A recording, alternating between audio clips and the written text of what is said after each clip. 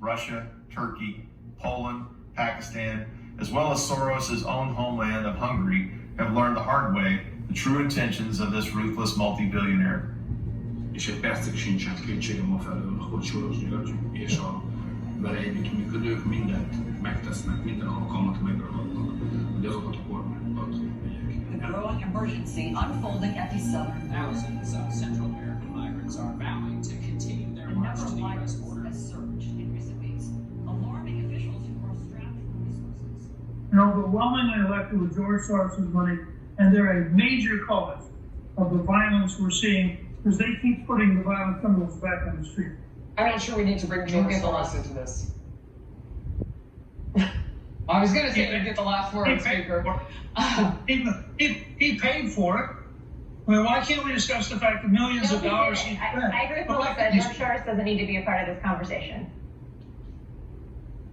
Okay. So it's verboten. All right, we're good.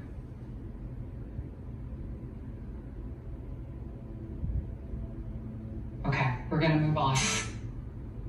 It was in 2006 when Soros said, "The main obstacle to a stable and just world is the United States." Translated into truth, that sentence would read, "The main obstacle to destabilizing the world is the United States." While Soros is often accused of unfounded conspiracies, that should not detour from the heinous crimes against humanity that he's actually guilty of. Many of those crimes he keeps hidden in plain sight. According to a white paper called U.S. Programs 2015 to 2018 Strategy, Soros' Open Societies Foundation began funding radical operations in Arizona and Georgia in 2015 with the goal of subverting the 2020 presidential elections. Through massive campaign contributions and nonprofit funding, Soros owns and controls countless public officials, university professors, teachers' unions, mayors, district attorneys, judges, congressmen, senators, secretaries of state, sheriffs, governors, and electronic voting machine companies around the world. In 2010, George Soros shocked even his most devout loyalists when he declared that China has a better functioning government than the United States.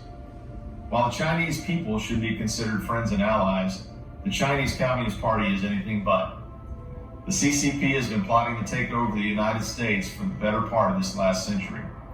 Their unconventional warfare principles are barely recognizable to the U.S. population. America's top intelligence official even went so far as to say, and I quote, "If I could communicate one thing to the American people from this unique vantage point, it is that the People's Republic of China poses the greatest threat to democracy and freedom worldwide since World War II." While we were sleeping, their poisonous seeds planted long ago have taken root and are now in full bloom within U.S. soil. The Chinese government and their operatives are buying up the United States at an alarming rate. Through cover organizations and individuals, they're purchasing American farms and businesses in mass volume. In addition, the CCP has co-opted the U.S. entertainment industry. Chinese firms own several major U.S. entertainment companies and control more than 8,000 American theater screens. Hollywood movie scripts are often reviewed and censored if they pose any threat to the image of the Chinese Communist Party. And many professional sports teams and players are controlled in great part by the CCP. The pandemic sped up a trend that was already years in the making, and it's brought about another change: the Chinese government's growing influence over the content of these films. That has people worried, including members of Congress, as they point to a growing list of examples of Hollywood seemingly bending to China's will. Now, here's a case in point. If you're a Hollywood actor, whatever you do, don't call Taiwan a country. Here's WWE star John Cena apologizing for doing just that. 我很抱歉对我的错误，对不起，我很抱歉。你必须了解，我很爱、很尊重中国跟中国人。And that's the fear now, because you're now making movies for 16-year-olds and China. And that's it. LeBron James taking on Houston Rockets general manager Daryl Morey, whose tweets supporting protests in Hong Kong set off a firestorm between the country and the league. China announcing this morning they're pulling NBA games from their airwaves. I don't want to get into a feud with Daryl, but I believe he wasn't educated on the situation at hand. Just be careful what we tweet and we say. Why would the NBA take $500 million plus from a country that is engaging in ethnic cleansing? They are a customer of ours, and guess what, Megan? I'm okay with doing business with China. But one of the stark realities of this past year is the clear and present threat that China represents to the United States of America and to the daily lives of Americans. And it's not just about exporting a pandemic. China has also potentially compromised Joe Biden's family. Joe Biden, while he was vice president, took billions of dollars in bribes from the Chinese government in the form of payments to his son Hunter's businesses. In exchange, Biden was soft on Chinese military and economic aggression. This is the reason why I've held the view for so many years and continue to hold the view that a rising China is a positive development. They're not bad folks, but guess what? They're not a competition for us.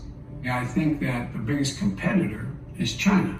Joe Biden had a bit to say today, suggesting that China wants to own America by 2035. They literally have a stated goal of toppling America as the world superpower. How on earth could Joe Biden, with a straight face, negotiate with a government who's put billions of dollars into his family's businesses? And finally, no, Will, you're not going to win the battle for the 21st century if you are a silly people. And Americans are a silly people. Half the country is having a never-ending woke competition deciding whether Mr. Potato Head has a... We are a silly people. You know who doesn't care that there's a stereotype of a Chinese man in a Dr. Seuss book?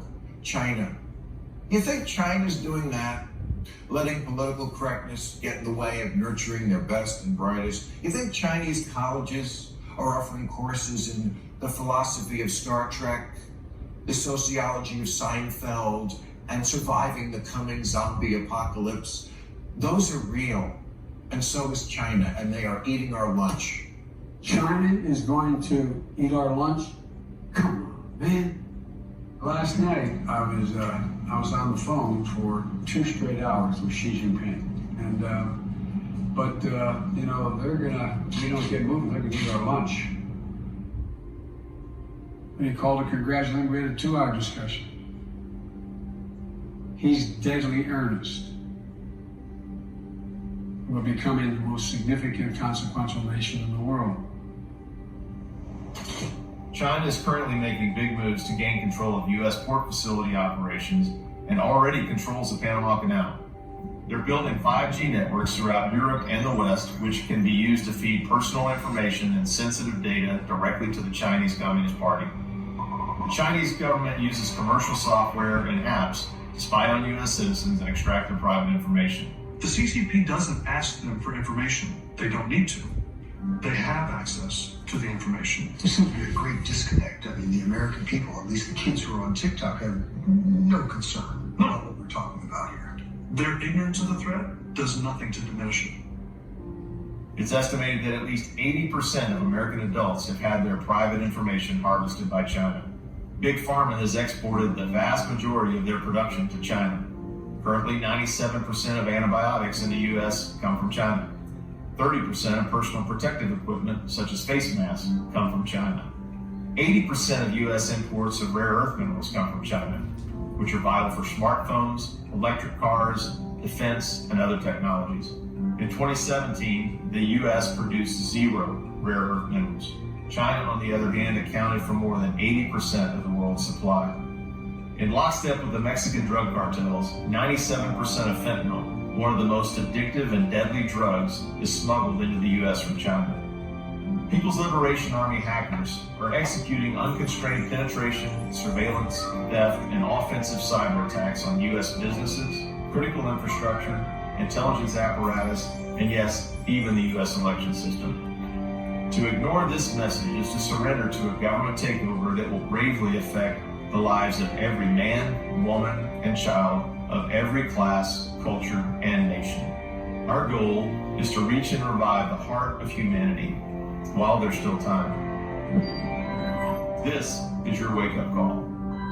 we have put together, I think, the most extensive and inclusive voter fraud organization in the history of American politics.